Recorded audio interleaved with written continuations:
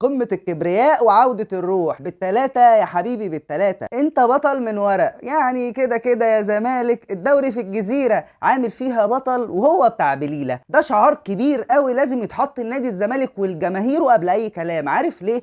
عشان انت سقف طموحك مهما على فوق النادي الاهلي، فحبيبي لا، تكسب كل الناس تيجي عند النادي الاهلي ويعرفك حجمك. اهو بالتلاتة يا حبيبي، بالتلاتة في مباراة فيها اسوأ مستوى للعيب النادي الاهلي كسبتك تلاتة. النادي الاهلي كبير، النادي الاهلي عظيم. اشرف بن شرقي النهارده بيقدم واحدة من امتع واجمل مبارياته منذ ان ارتدى تيشيرت النادي الاهلي. الحقيقة النهارده عمل كل حاجة، وفى وكفى. النهارده هدفين اروع ما يكون. الهدف الاول رأسية يعني انا مش عارف اقول الصراحة، ارتقاء رائع جدا. قدر ان هو يفرتك المهدي سليمان الذي لا يقهر.